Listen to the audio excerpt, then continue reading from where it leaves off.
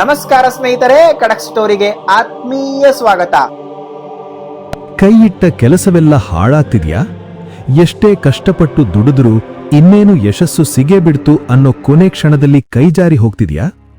ನನ್ನ ಹಣಬರಹನೆ ಸರಿಯಿಲ್ಲ ಅಂತ ನಿಮ್ಮನ್ನ ನೀವೇ ದಿನ ಬೈಕೊಳ್ತಿದ್ದೀರಾ? ಸ್ನೇಹಿತರೆ, ಒಮ್ಮೆ ಯೋಚಿಸಿ.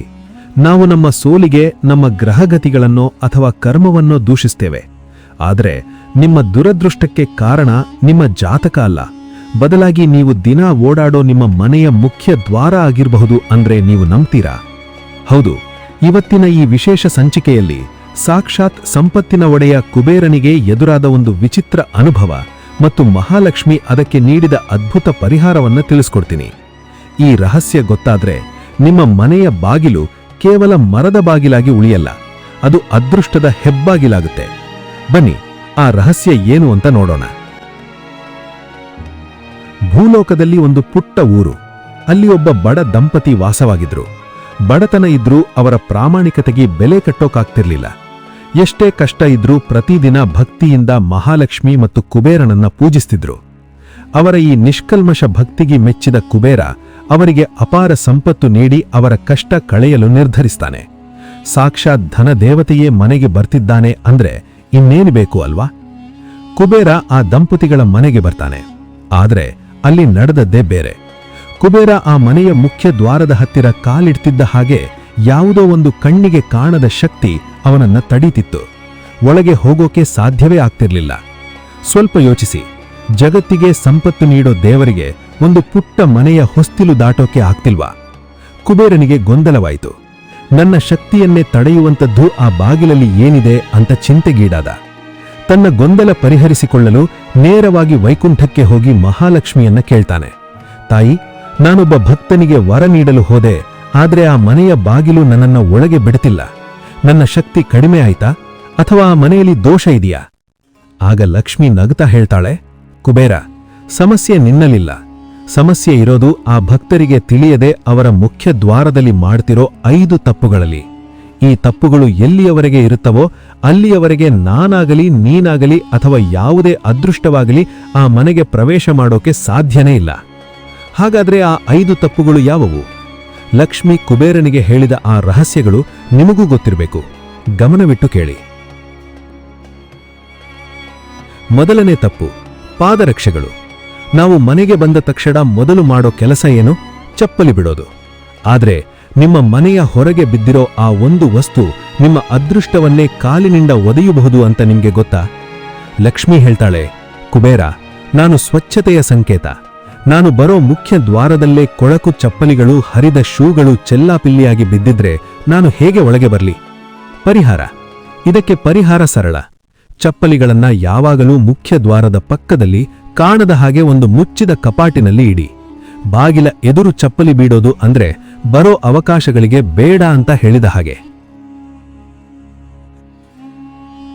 ಎರಡನೇ ತಪ್ಪು, ಕತ್ತಲು. ಸಂಜೆ 6 ಗಂಟೆ ಆಗ್ತಿದ್ದ ಹಾಗೆ ಎಷ್ಟೋ ಜನ ಈ ತಪ್ಪನ್ನ ಮಾಡ್ತಾರೆ. ನಿಮ್ಮ ಮನೆಗೆ ಲಕ್ಷ್ಮಿ ಬರೋ ಟೈಮ್ಗೆ ನೀವವಳಿಗೆ ಕತ್ತಲು ತೋರಿಸಿದ್ರೆ ಅವಳು ದಾರಿ ತಪ್ಪಿ ಬೇರೆ ಮನೆಗೆ ಹೋಗಲ್ವಾ? ಲಕ್ಷ್ಮಿ ಹೇಳ್ತಾಳೆ, ನಾನು ಬೆಳಕು. ಎಲ್ಲಿ ಪ್ರಕಾಶ ಇರುತ್ತೋ ಅಲ್ಲಿ ನಾನು ಆಕರ್ಷಿತಳಾಗ್ತೇನೆ. ಸಂಜೆ ಆದ ಮೇಲೆ ಮುಖ್ಯ ದ್ವಾರ ಕತ್ತಲಲ್ಲಿ ಮುಳುಗಿದ್ರೆ ಅಲ್ಲಿ ಬರೀ ನಕಾರಾತ್ಮಕ ಶಕ್ತಿ ಅಂದ್ರೆ ನೆಗೆಟಿವ್ ಎನರ್ಜಿ ಇರುತ್ತೆ. ಪರಿಹಾರ. ಸೂರ್ಯ ಮುಳುಗೋ ಸಮಯಕ್ಕೆ ಸರಿಯಾಗಿ ನಿಮ್ಮ ಮುಖ್ಯ ದ್ವಾರದ ಬಳಿ ಒಂದು ಮಣ್ಣಿನ ದೀಪ ಅಥವಾ ಕನಿಷ್ಠ ಪಕ್ಷ ಒಂದು ಪ್ರಕಾಶಮಾನವಾದ ಲೈಟನ್ನ ಹಾಕ್ಲೇಬೇಕು. ಬೆಳಕು ಅಂದ್ರೆ ಭರವಸೆ. ಬೆಳಕು ಅಂದ್ರೆ ಲಕ್ಷ್ಮಿಯ ಸ್ವಾಗತ. ಮೂರನೇ ತಪ್ಪು, ಶಬ್ದ. ನೀವು ಬಾಗಿಲು ತೆಗೆಯುವಾಗ ಕ್ರೀಚ್ ಅಂತ ಸೌಂಡ್ ಬರುತ್ತಾ? ಹಾಗಿದ್ರೆ ಹುಷಾರ್. ನಿಮ್ಮ ಮನೆಯ ಬಾಗಿಲು ಅಳುತ್ತಿದೆ ಅಂದ್ರೆ ಮನೆಯಲ್ಲಿ ನೆಮ್ಮದಿ ಅಳಿತಾ ಇದೆ ಅಂತ ಅರ್ಥ. ಆ ಕರ್ಕಶ ಶಬ್ದ ಅಮಂಗಳಕರ. ಅದು ಮನೆಯಲ್ಲಿ ಜಗಳ, ಅಶಾಂತಿ ಮತ್ತು ಮಾನಸಿಕ ಒತ್ತಡವನ್ನ ತರುತ್ತೆ ಅಂತ ಸಾಕ್ಷಾತ್ ಲಕ್ಷ್ಮಿಯೇ ಹೇಳ್ತಾಳೆ. ಅಂತಹ ಶಬ್ದ ಇರೋ ಜಾಗದಲ್ಲಿ ದೈವಿಕ ಶಕ್ತಿ ನಿಲ್ಲೋದಿಲ್ಲ. ಪರಿಹಾರ ತುಂಬಾ ಸಿಂಪಲ್. ಹಿಂದೆ ನಿಮ್ಮ ಮನೆಯ ಬಾಗಿಲ ಕೀಜುಗಳಿಗೆ 2 ಹನಿ ಎಣ್ಣೆ ಹಾಕಿ ಬಾಗಿಲು ತೆಗೆಯುವಾಗ ಮತ್ತು ಮುಚ್ಚುವಾಗ ಶಬ್ದ ಬರದಂತೆ ನೋಡ್ಕೊಳ್ಳಿ. ಬಾಗಿಲು ಸ್ಮೂತ್ ಆಗಿದ್ರೆ ನಿಮ್ಮ ಜೀವನವು ಸ್ಮೂತ್ ಆಗಿರುತ್ತೆ. ನಾಲ್ಕನೇ ತಪ್ಪು, ಬಾಗಿಲ ಸ್ಥಿತಿ. ಮುಖ ನೋಡಿದ್ರೆ ಮನುಷ್ಯನ ಗುಣ ಗೊತ್ತಾಗುತ್ತೆ ಅಂತ ಹೇಳ್ತಾರೆ. ಆದ್ರೆ ಬಾಗಿಲು ನೋಡಿದ್ರೆ ಸಾಕು ಆ ಮನೆಯ ಯಜಮಾನನ ಜೇಬು ಹೇಗಿದೆ ಅಂತ ಹೇಳಿಬಿಡಬಹುದು.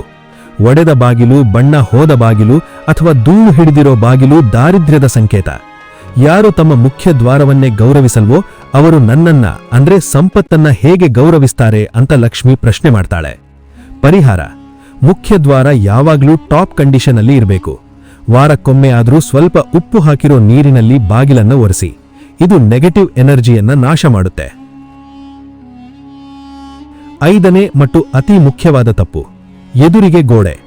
ಎಲ್ಲ ಸರಿ ಇದ್ರೂ ಕೆಲವರ ಮನೆಯಲ್ಲಿ ಏಳಿಗೆನೇ ಇರಲ್ಲ. ಕಾರಣ, ಬಾಗಿಲು ತೆಗೆತಿದ್ದ ಹಾಗೆ ಎದುರಿಗೆ ಬರೋ ಆ ದೃಶ್ಯ ನಿಮ್ಮ ಎಲ್ಲಾ ಅವಕಾಶಗಳನ್ನ ಬ್ಲಾಕ್ ಮಾಡ್ತಿದೆ. ಲಕ್ಷ್ಮಿ ಹೇಳೋ ಪ್ರಕಾರ ಬಾಗಿಲು ತೆಗೆದ ತಕ್ಷಣ ಎದುರಿಗೆ ಗೋಡೆ ಅಥವಾ ಕಂಬ ಇದ್ರೆ ಒಳಗೆ ಬರೋ ಪಾಸಿಟಿವ್ ಎನರ್ಜಿ ಅದಕ್ಕೆ ಡಿಕ್ಕಿ ಹೊಡೆದು ವಾಪಸ್ ಹೋಗುತ್ತೆ. ಇದನ್ನ ವಾಸ್ತು ದೋಷ ಅಂತ ಕರೀತಾರೆ. ಪರಿಹಾರ: ಇದಕ್ಕೆ ಲಕ್ಷ್ಮಿ ಕೊಟ್ಟ ಅದ್ಭುತ ಪರಿಹಾರ ಅಂದ್ರೆ ಕನ್ನಡಿ. ಬಾಗಿಲ ಎದುರು ಗೋಡೆ ಇದ್ರೆ ಆ ಗೋಡೆಯ ಮೇಲೆ ಕಣ್ಣಿನ ಮಟ್ಟಕ್ಕೆ ಒಂದು ದುಂಡನೆ ಕನ್ನಡಿಯನ್ನ ಹಾಕಿ. ಇದು ನೆಗೆಟಿವ್ ಎನರ್ಜಿಯನ್ನ ಪ್ರತಿಫಲಿಸಿ ಪಾಸಿಟಿವ್ ಎನರ್ಜಿ ಮನೆ ಒಳಗೆ ಹರಡೋ ಹಾಗೆ ಮಾಡುತ್ತೆ. ಈ 5 ರಹಸ್ಯಗಳನ್ನ ತಿಳ್ಕೊಂಡ ಕುಬೇರನಿಗೆ ಸಮಾಧಾನವಾಯಿತು. ಆ ಬಡ ದಂಪತಿಗಳಿಗೆ ಈ ವಿಷಯ ತಿಳಿಯಿತು. ಅವರು ತಕ್ಷಣವೇ ತಮ್ಮ ಮನೆಯ ಮುಖ್ಯ ದ್ವಾರದಲ್ಲಿದ್ದ ಈ ದೋಷಗಳನ್ನ ಸರಿ ಮಾಡಿದ್ರು. ಚಪ್ಪಲಿ ಸ್ಟ್ಯಾಂಡ್ ಬಂತು, ಸಂಜೆ ದೀಪ ಬೆಳಗಿತು, ಬಾಗಿಲ ಶಬ್ದ ನಿಂತು. ಅದ್ಭುತ ಏನಂದ್ರೆ ಮಾರನೇ ದಿನವೇ ಕುಬೇರ ಯಾವುದೇ ತಡೆಯಿಲ್ಲದೆ ಆ ಮನೆಯೊಳಗೆ ಪ್ರವೇಶಿಸಿದ. ಆ ದಂಪತಿಗಳ ಕಷ್ಟಗಳೆಲ್ಲ ಮಾಯವಾಗಿ ಸಂಪತ್ತು ಮತ್ತು ನೆಮ್ಮದಿ ಅವರನ್ನ ಅರಸಿ ಬಂತು. ಸ್ನೇಹಿತರೆ, ಇಲ್ಲಿ ಮುಖ್ಯ ದ್ವಾರ ಅನ್ನೋದು ಕೇವಲ ಒಂದು ವಸ್ತುವಲ್ಲ, ಅದು ನಿಮ್ಮ ಮತ್ತು ಪ್ರಪಂಚದ ನಡುವಿನ ಸೇತುವೆ. ಆ ಸೇತುವೆ ಎಷ್ಟು ಕ್ಲೀನಾಗಿ ಸುಂದರವಾಗಿ ಇರುತ್ತೋ ಅಷ್ಟೇ ಒಳ್ಳೆಯ ವಿಷಯಗಳು ನಿಮ್ಮ ಹತ್ತಿರ ನಡೆದುಕೊಂಡು ಬರುತ್ತವೆ. ನೋಡಿದ್ರಲ್ಲ, ನಮ್ಮ ಎಷ್ಟೋ ದೊಡ್ಡ ಸಮಸ್ಯೆಗಳಿಗೆ ಪರಿಹಾರ ನಮ್ಮ ಮನೆಯ ಬಾಗಿಲಲ್ಲೇ ಇರುತ್ತೆ. ಈಗಲೇ ಎದ್ದು ಹೋಗಿ ನಿಮ್ಮ ಮನೆಯ ಮುಖ್ಯ ದ್ವಾರವನ್ನ ಒಮ್ಮೆ ಗಮನಿಸಿ. ಈ 5 ತಪ್ಪುಗಳಲ್ಲಿ ನೀವೇನಾದರೂ ಮಾಡ್ತಿದ್ರೆ ಹಿಂದೆ ಅದನ್ನ ಸರಿಪಡಿಸಿಕೊಳ್ಳಿ. ಒಂದು ಸಣ್ಣ ಪ್ರಶ್ನೆ: ನಿಮಗೆ ಇದೇ ರೀತಿ ಮನೆಯ ಅಡುಗೆ ಕೋಣೆ ಅಥವಾ ದೇವರ ಕೋಣೆಯ ವಾಸ್ತು ರಹಸ್ಯಗಳ ಬಗ್ಗೆಯೂ ತಿಳ್ಕೋಬೇಕು ಅನ್ನೋ ಆಸೆ ಇದೆಯಾ?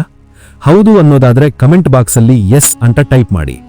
ಈ ವಿಡಿಯೋದಲ್ಲಿರೋ ಮಾಹಿತಿ ನಿಮ್ಮ ಜೀವನವನ್ನ ಬದಲಾಯಿಸುತ್ತೆ ಅಂತ ಅನ್ಸಿದ್ರೆ ದಯವಿಟ್ಟು ಈ ವಿಡಿಯೋವನ್ನ ಲೈಕ್ ಮಾಡಿ, ನಿಮ್ಮ ಫ್ರೆಂಡ್ಸ್ ಮತ್ತು ಫ್ಯಾಮಿಲಿ ಜೊತೆ ಶೇರ್ ಮಾಡಿ.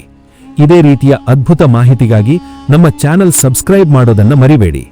ಮುಂದಿನ ಸಂಚಿಕೆಯಲ್ಲಿ ಮತ್ತೊಂದು ಇಂಟ್ರೆಸ್ಟಿಂಗ್ ವಿಷಯದೊಂದಿಗೆ ಸಿಗೋಣ. ಅಲ್ಲಿಯವರೆಗೂ ನಮಸ್ಕಾರ.